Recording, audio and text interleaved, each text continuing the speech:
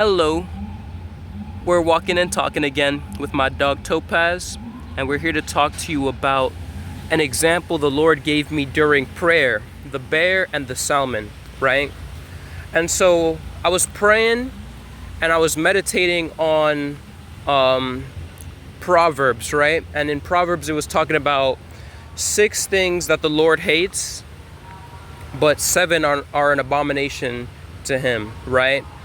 And some examples that the verse gave was like a proud look, a lying tongue, hands that shed innocent blood, right? Feet that are swift to running into mischief, right? Hearts that devise, wicked imaginations, right? A false witness, right? And somebody who sows like discord among the brethren, right? And so when I was looking at that verse or those sets of verses, I was like, I'm guilty of some of those things, right?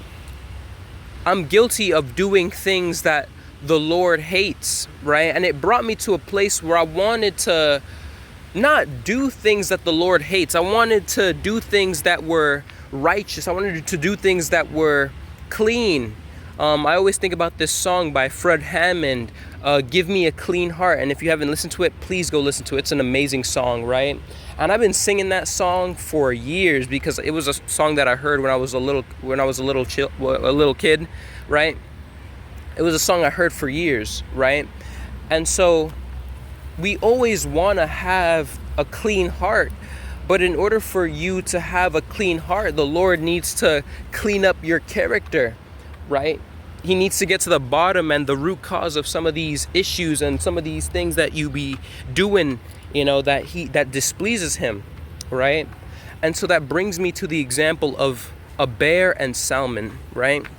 Now, in the example that the Lord gave me in prayer, the believer was the salmon, right?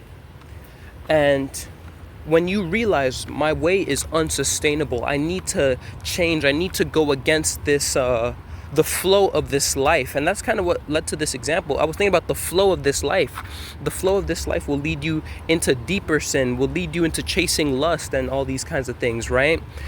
But what does a salmon do? A wild salmon. A wild salmon goes against the resistance to get to a better place, a place where they can reproduce, a place where they have, more abundance of food and stuff like that, right?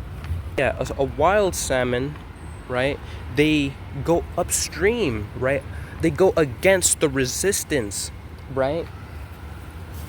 But what happens when they go against the resistance?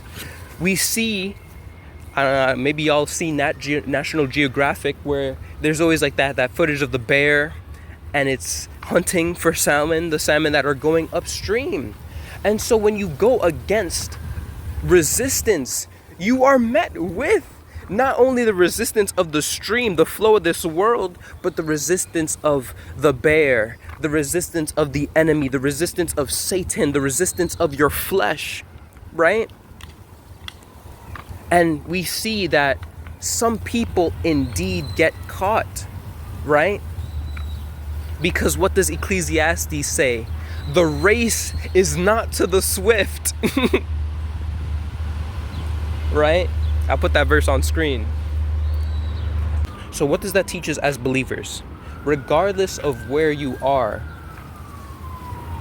you need to go against the current. Going against the resistance of this life might lead to resistance on your job, resistance in your flesh, resistance from the world, right? Persecution, death, right? But we know we win in the end, right?